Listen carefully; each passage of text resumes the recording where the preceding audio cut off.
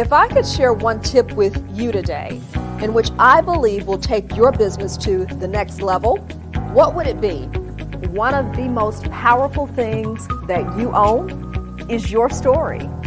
It doesn't matter if you are a business owner. It doesn't matter if you are a content creator. It doesn't matter if you are a speaker.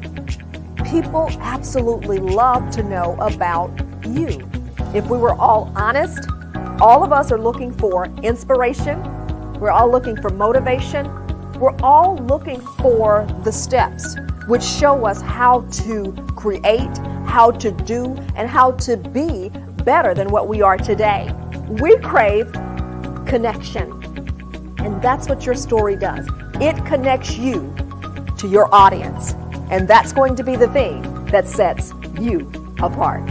Your marketing is more important than your mastery. What does that mean? You can have the best service. You can have the best product. You can create the most efficient system in the market. But until people really know who you are and know what you do, could it be that it's all in vain? So what am I saying to you? It's okay that you don't start off perfectly right away. Now, of course, you want to make it as excellent as possible when you do come to market. But again, your marketing is more important than your mastery. We all want to be a success. We all need motivation. And at times in our life, we all need inspiration. That's where I come in. I'm a cheerleader of sorts. I like doing it. I like helping people. And I like encouraging them to be their absolute best.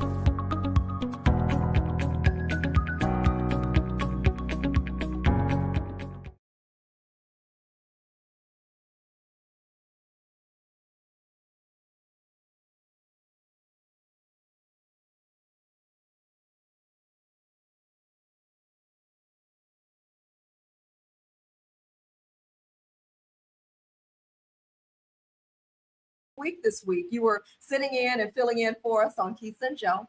If you all know and follow Joe Lockett, who's my partner in crime for the Keisa and Joe show, you automatically know that he is he's his sidekick. Okay, for like that being particular show. To him. What, you don't want to be a sidekick to him? Nah, because I ain't side dude very much. You're not side dude material. I feel you on that because I'm not side chick material. So I'm feeling you 100% on that. So okay, so coming into your own. I see Cliff. A little bit. You and Erica did an outstanding job this week, and she had a wonderful time on here. Oh, that's great. I have to look at. She sent me a message and said, "Oh my gosh, it was an experience." Is kind of like how she described it. So thank you for tuning in, everybody. Welcome into Evolve. Listen, we are going to, in just a few minutes, I'm going to just give you sort of a summer wellness boost.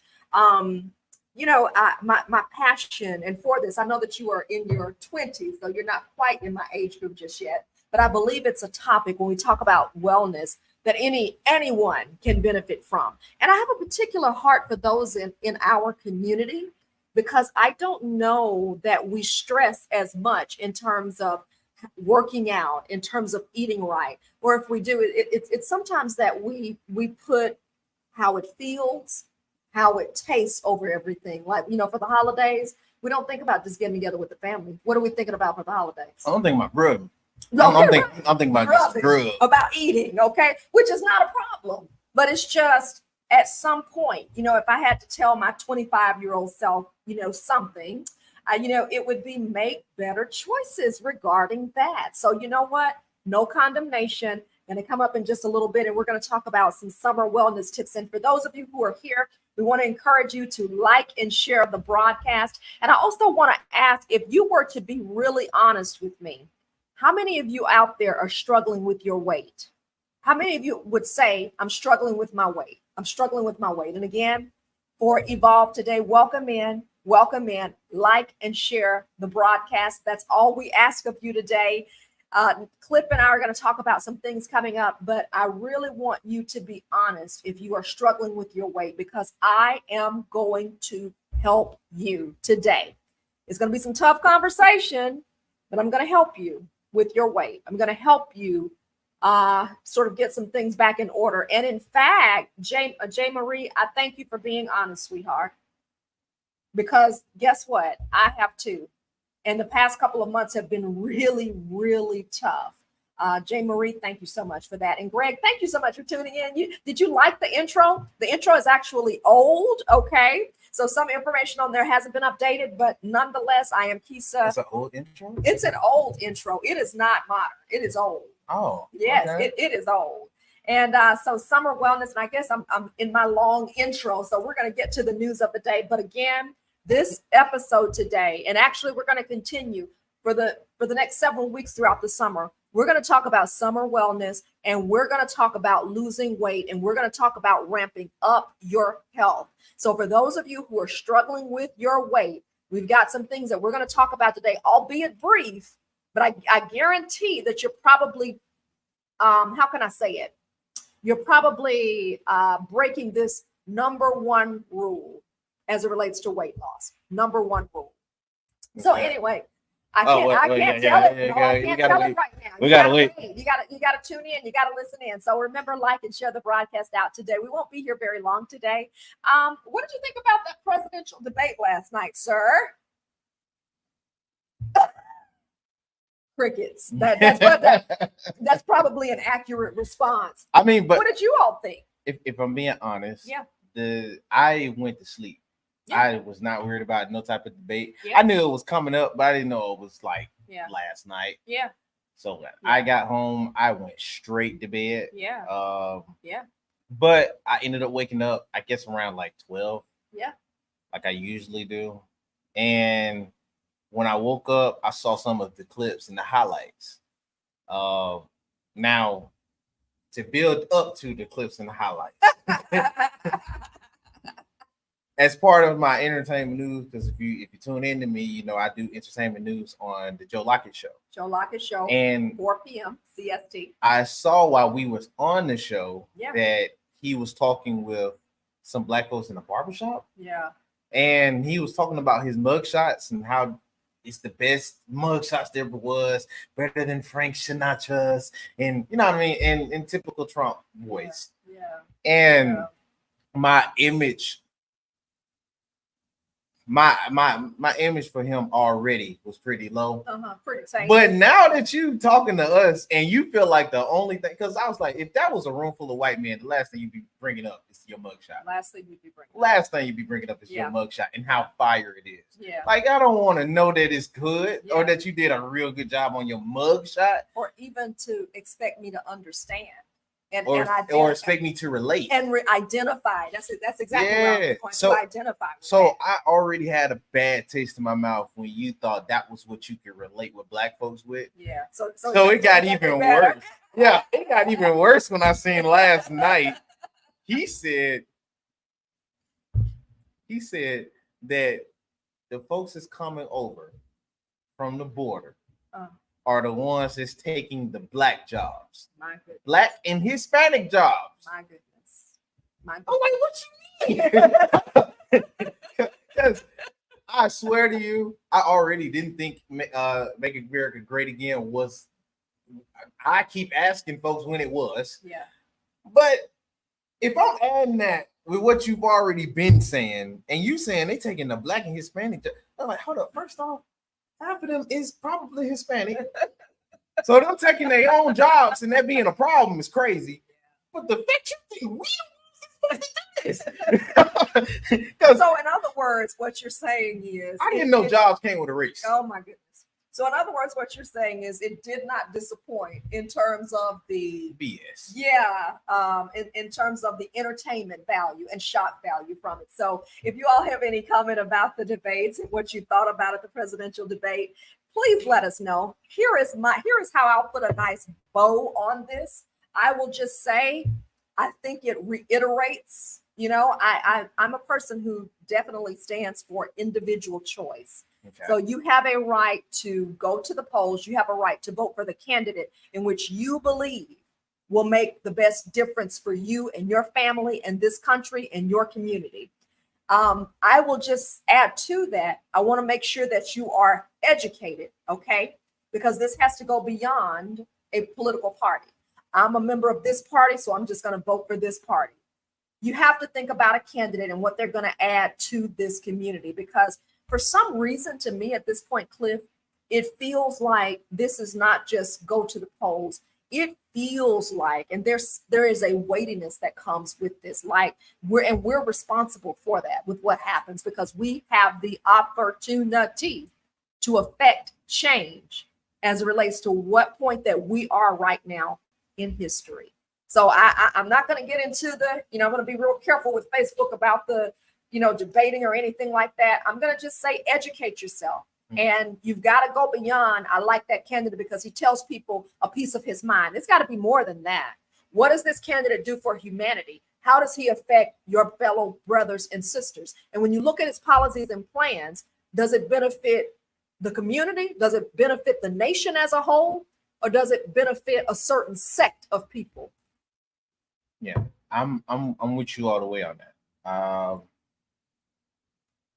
Honestly, I don't really got anything else to add. Okay, I'm just looking at you. I thought you had something else to add about that. In other news of the day, so before we get to the whole weight loss deal, okay? In other news of the day, and this is sports news, and I won't stay here long. I know you can go here. Oh yeah, I can go. I know you can go on this one. But how many of you were able or have been following the news about LeBron and Bronny James? I love to, Cliff, I love to get on here and play. So am I able to go ahead and show the article that talks about LeBron James? Okay. Y'all, I'm sorry. It's just part of my habit. I love to get on here, love to share, love to kind of tinker. So let me get back to the page, at least if I can do that. Sorry, y'all. Let me allow this and let me move it down here. Well, I thought I had the page up. Dadgum. I don't know where the article is. Oh, come on, y'all. But basically, anyway, here we go. All right. So LeBron James' agent told teams, this is a report coming, not Keisa. His agent allegedly told teams not to draft his son Bronny ahead of the Lakers because Mr. LeBron James, Cliff, said that he wanted to play ball with his son. So apparently this is getting ready to happen. Unfortunately. Look. Unfortunately, he gets to play with his son. Unfortunately. Look, this. Wait.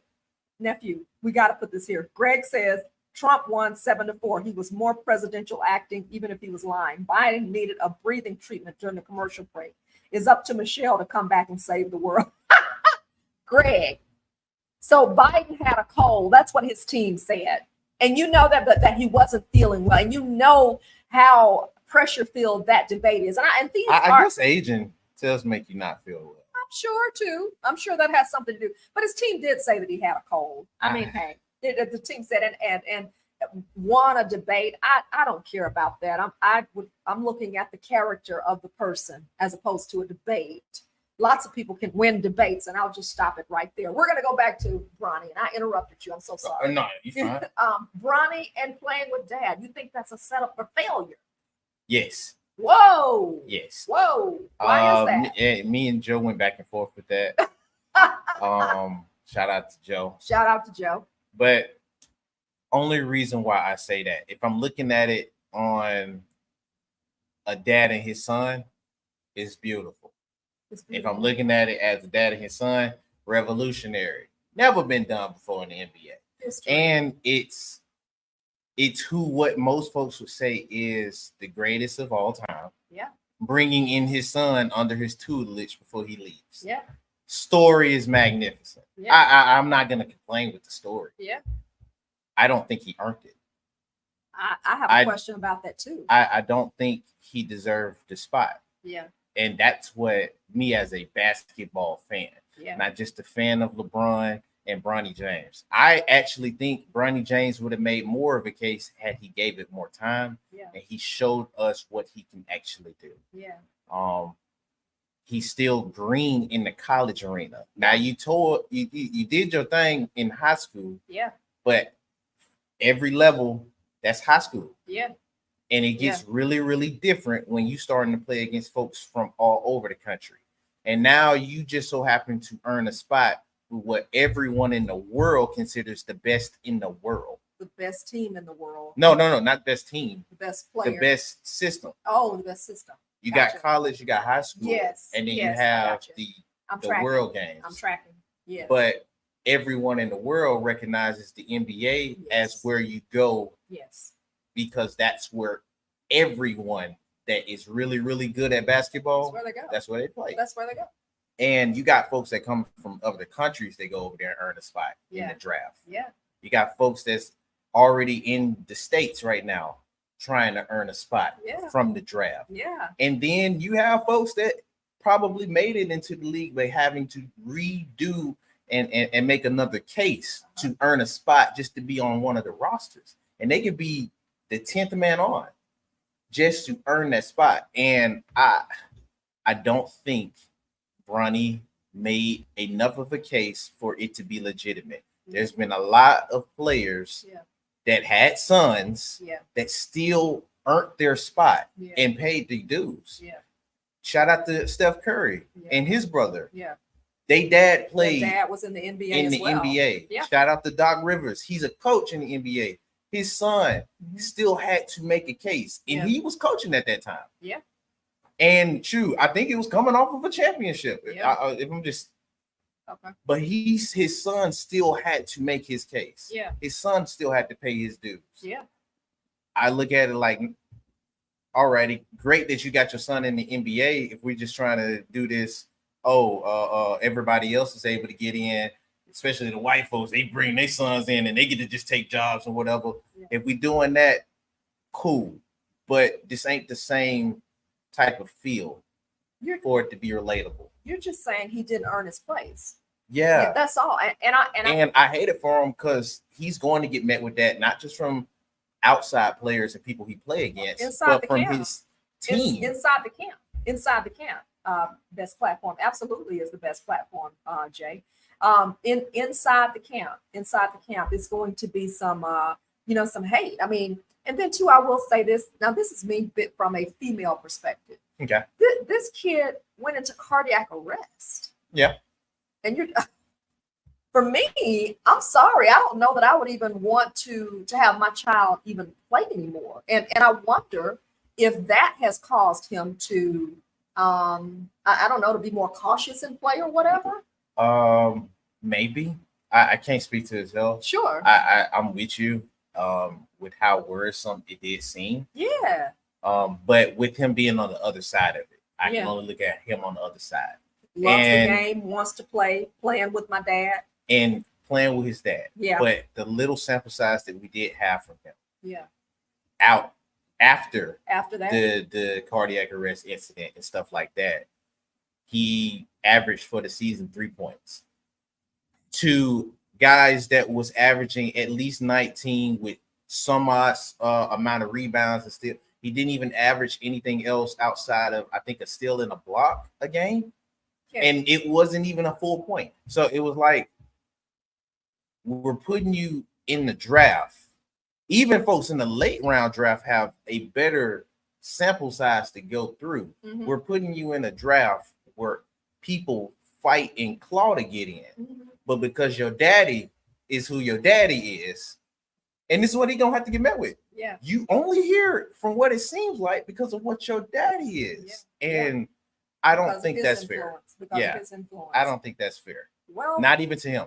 Well, one thing about it is, because I've said this as it relates to even, whether it's the NBA draft, the NFL draft, and players go, and you're like, I can't believe that they chose that player over such and such.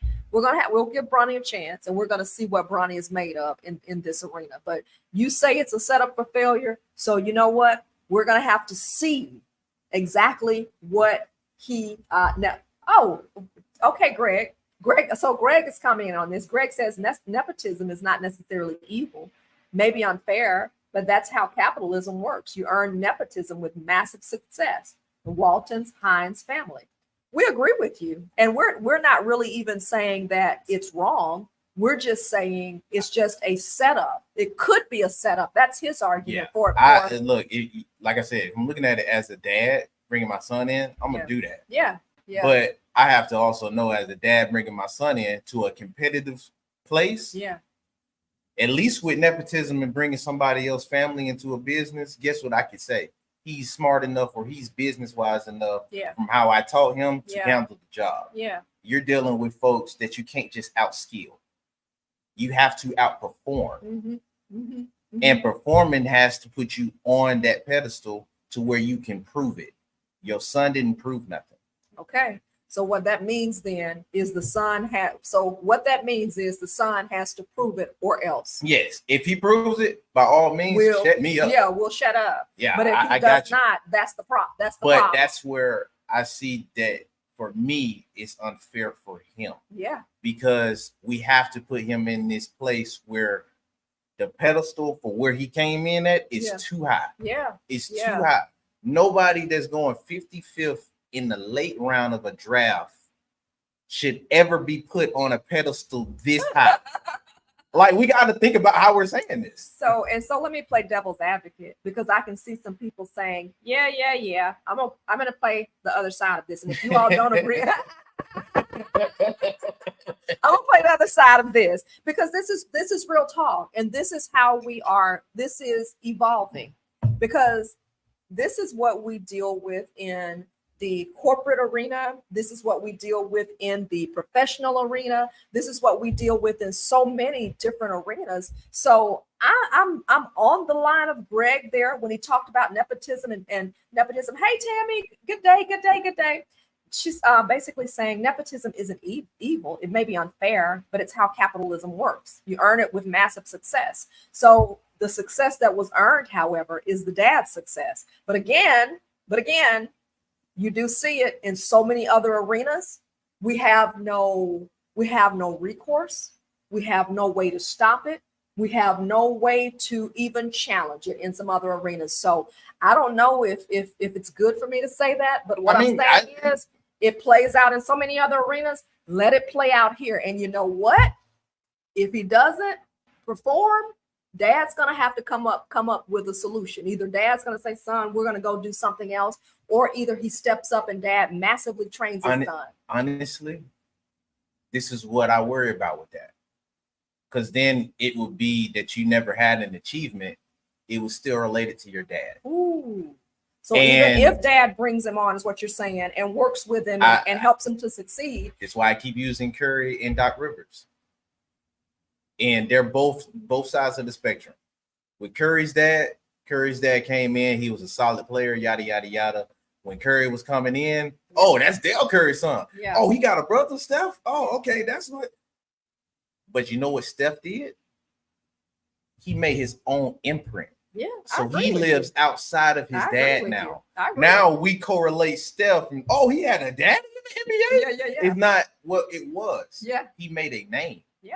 I'm if you make a name, by all means, you shut me up. Yeah. But from what I've seen, he hasn't made the name yet. He hasn't even made an imprint. He hasn't even made a dent. Yeah. And he still could, but it'd be because of dad, perhaps. And look, all of those privileged families, you know what they do before they start giving away businesses? What do? They send their little kid to boarding school. He didn't even go to boarding school. This kid didn't even go to boarding school. He just went and got the job out the mama womb. Well, okay. Well, what would have been boarding school for him? Going to Australia? College. College would have been his boarding school for me. College would have said, I'm out here with other folks that could have easily got the job too. Yeah. But I have to prove that I want the job. Mm-hmm. Boarding school, I'm out here with everybody else is going to get they job solidified. Yeah. But you know what I'm finna do? Make sure I'm better than them.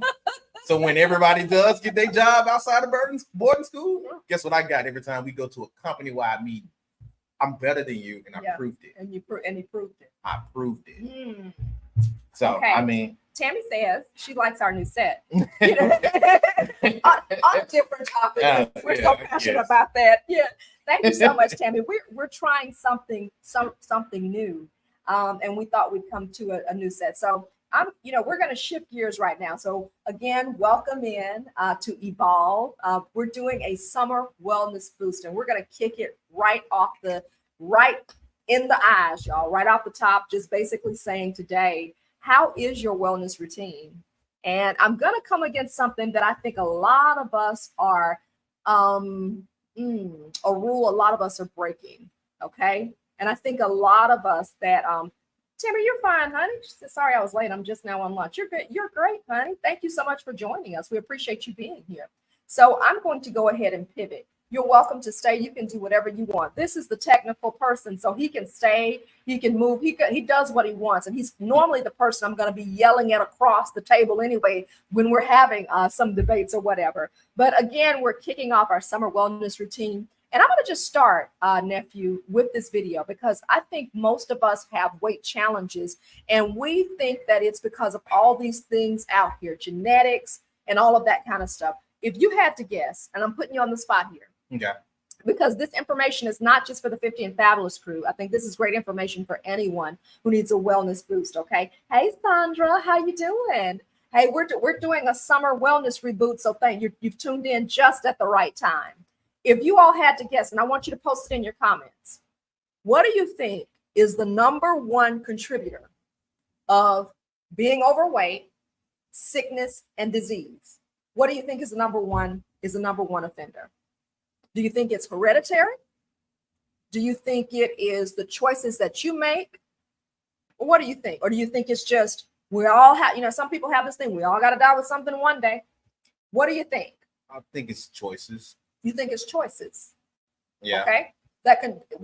So Cliff says the number one contributor to sickness and disease is the choices that we make. So you don't think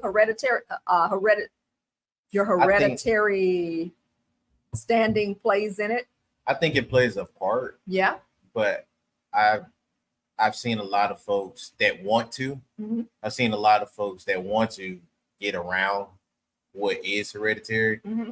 and they've shown that they're more healthier. They may not be super slim or buff or all that other stuff, but they have a better quality of life and feel healthier when they're going and making the right choices versus what is already built inside of. Okay. So you have a comrade on here. Mrs. Sandra says it's what we eat, period, is the predictor of health and wellness or disease. So Ms. Sandra, you think that our dietary choices make our path or create our path? I like that. So we have two people who think that. Thank you. Everyone is different, hereditary. And if it is hereditary, you have to make better choices. So kind of emerging, Miss Tammy, like your hereditary lineage does play a role, but also with what you eat.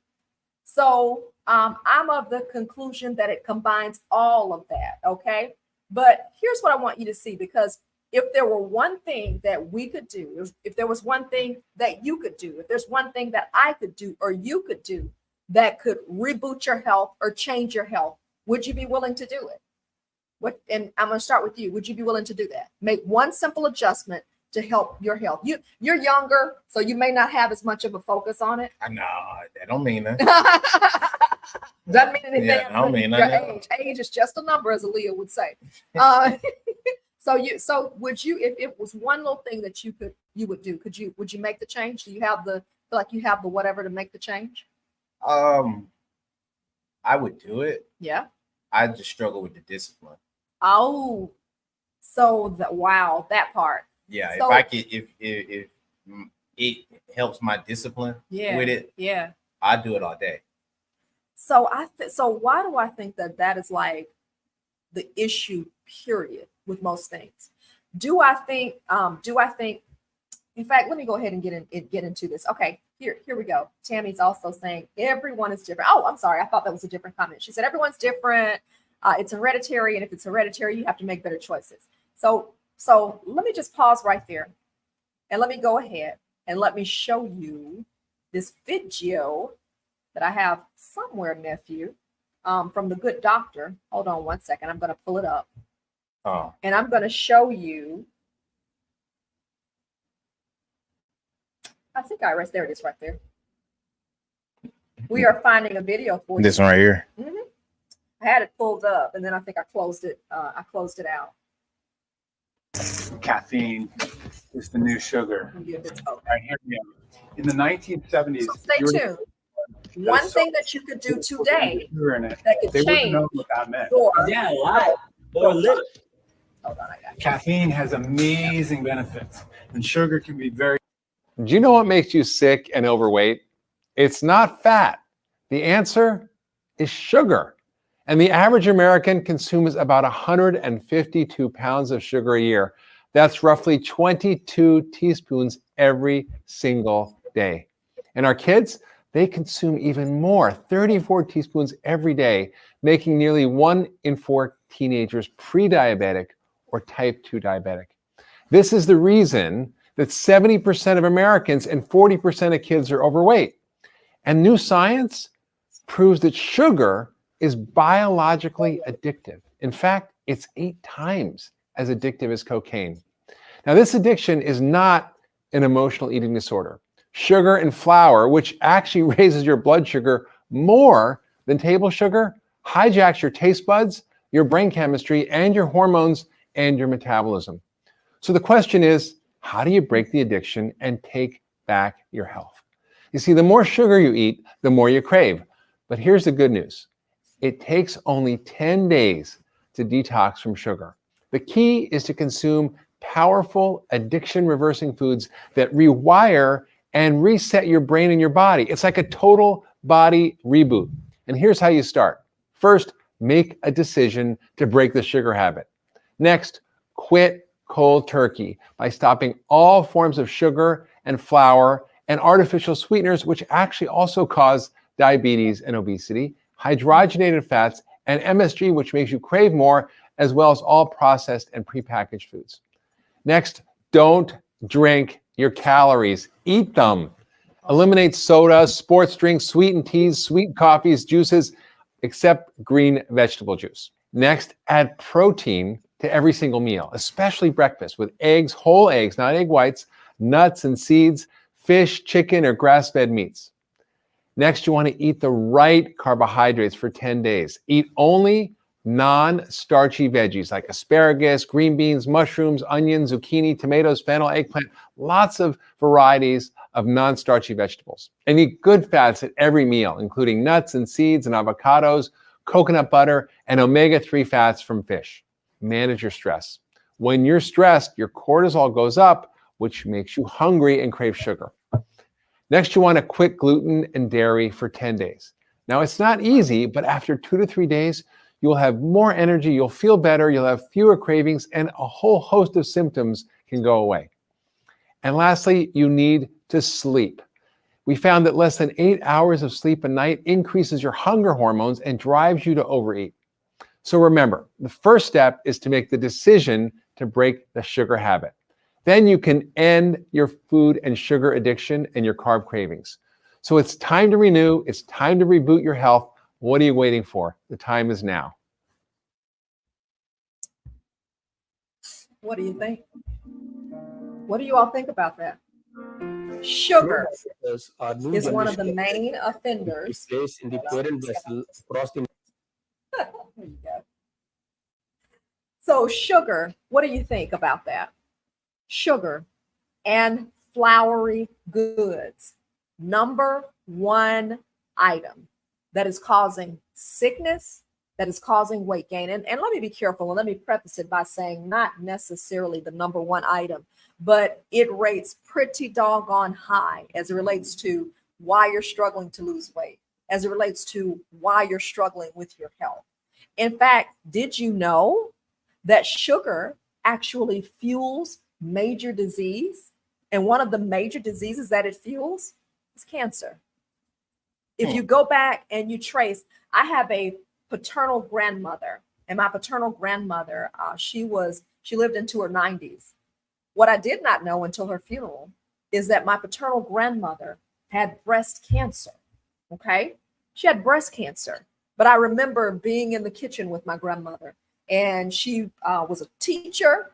She filed her taxes, and she did taxes for everybody in her neighborhood in Lowndes County. And she also baked like every day. Like she baked so much, Cliff, like for the first 25 years of my life, like after I left hanging out with her, you could not offer me a 7-Up cake or any sort of pound cake, because every time I'd go to grandma's house, she had a little cake tin and she had a pound cake that was in that cake tin. And I used to hate it. So when I got delivered from my trauma, like it was like pound cake trauma every time I saw it. But I just remember how she would cook. And I remember her doing, I don't know what kind of, an egg custard pie. I remember being in the kitchen with grandma. Grandma made this egg custard pie, 6 eggs and a boatload of sugar.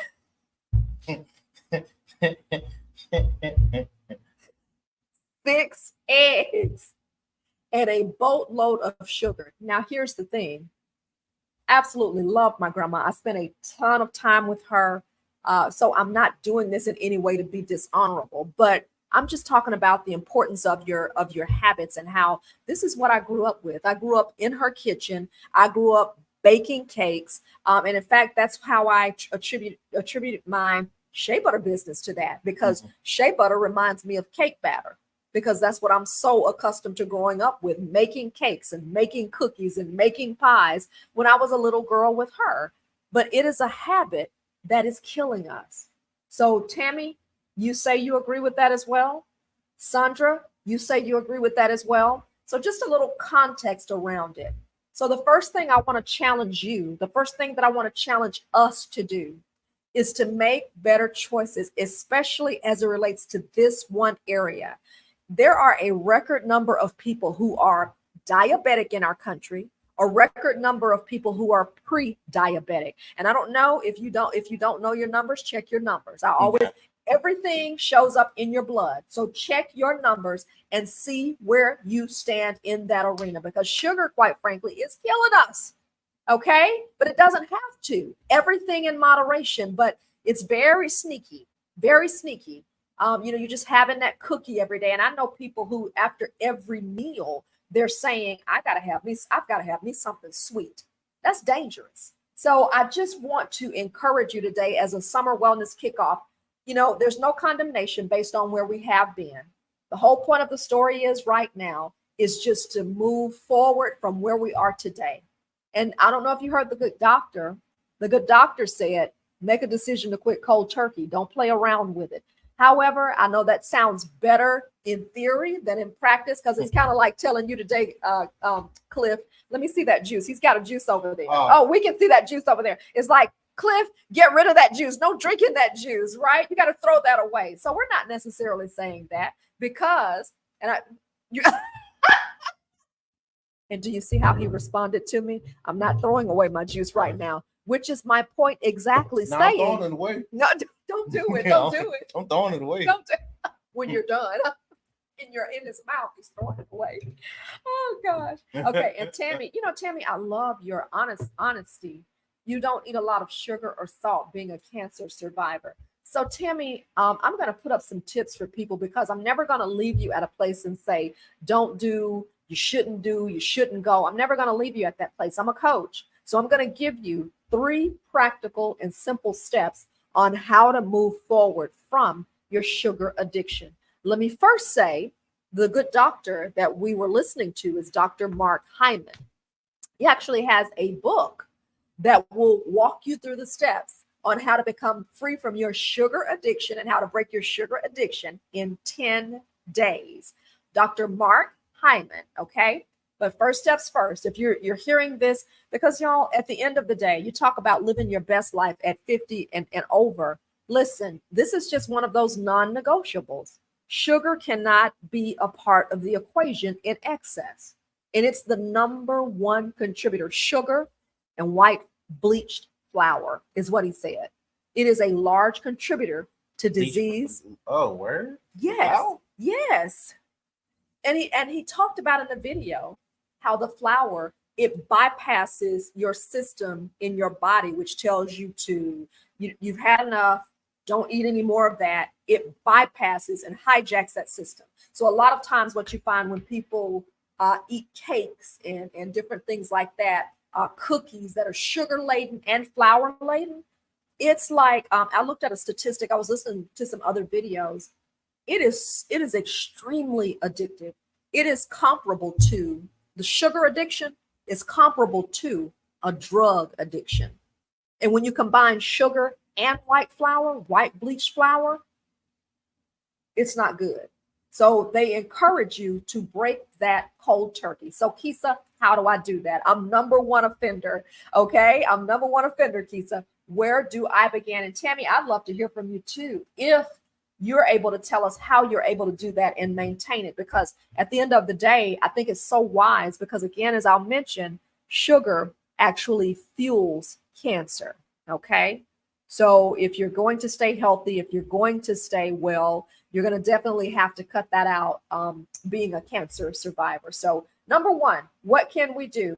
Is really quite simple. And the good doctor talked about it. I'm going to scroll these at the bottom of the screen. Here's to your best life at 50 and over, but really at any age, make the decision to quit. We can't do anything without making a decision. Don't you think?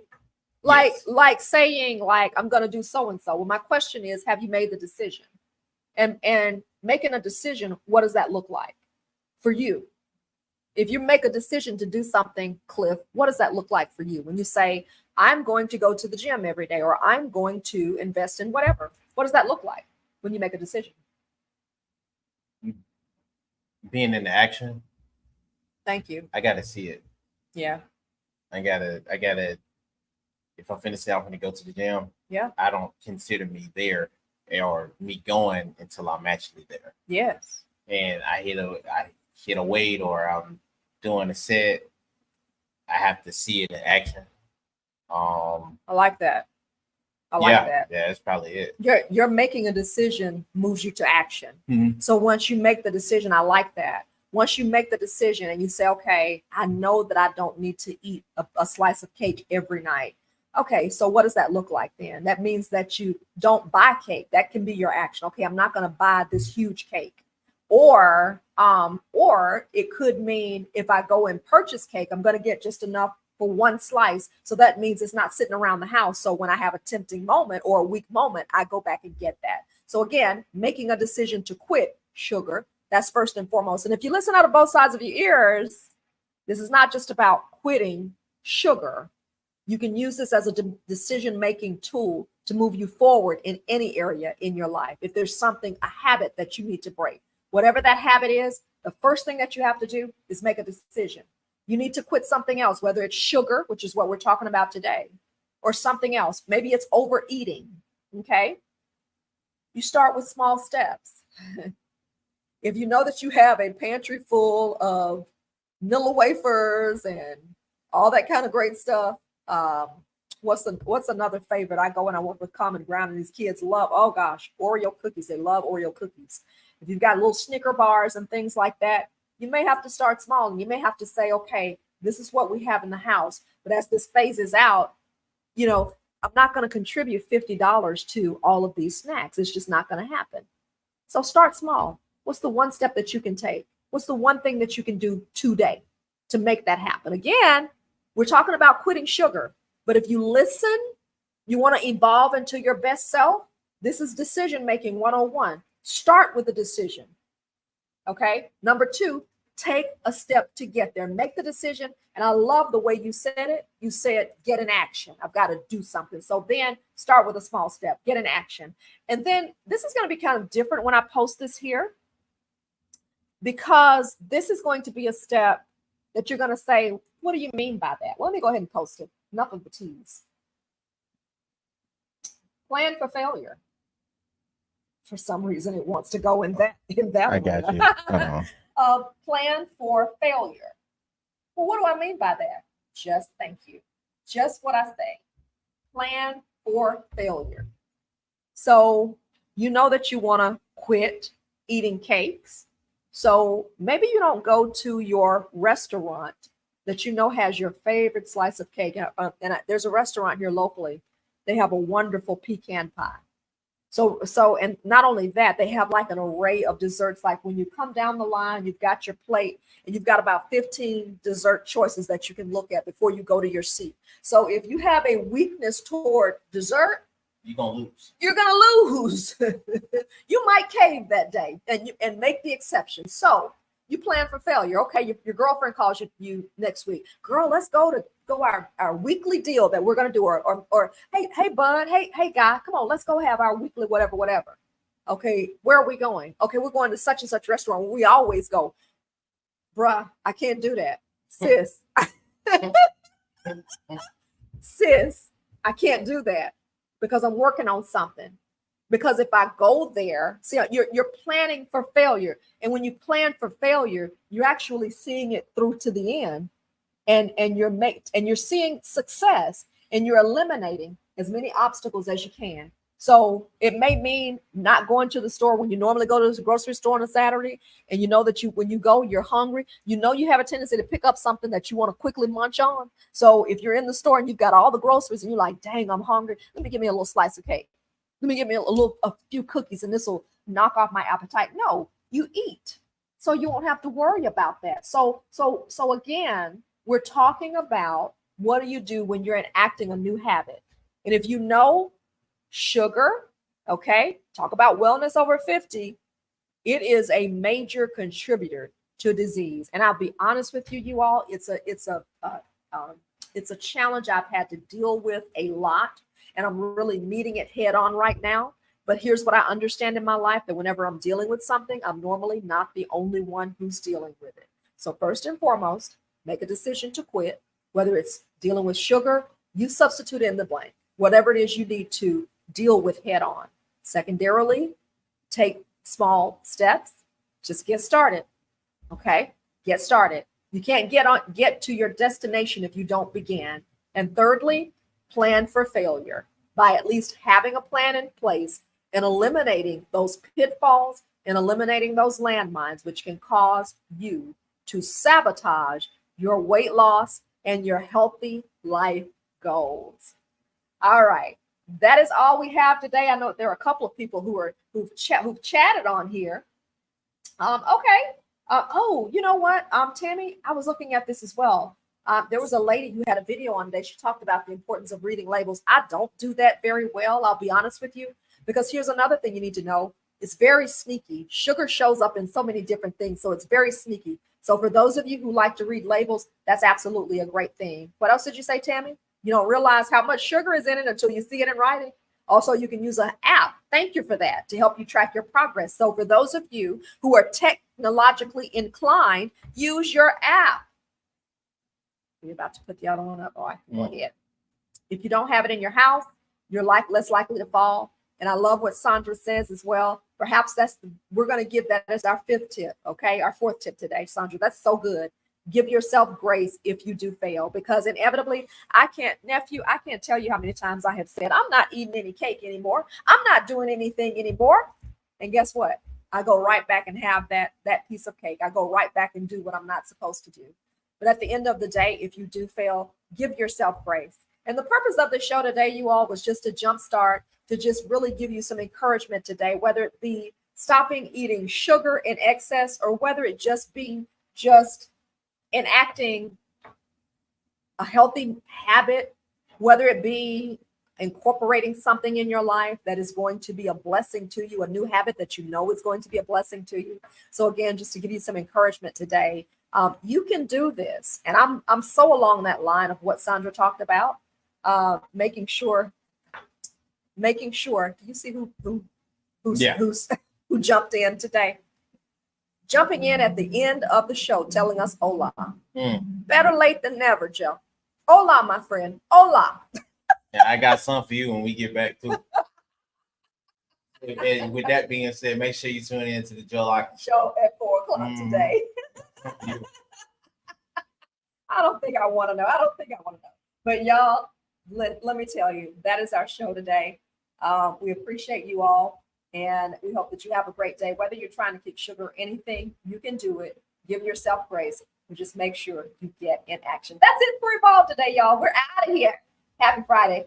Peace. Shout out to my co-host today who sat in, Mr. Cliff C is his name.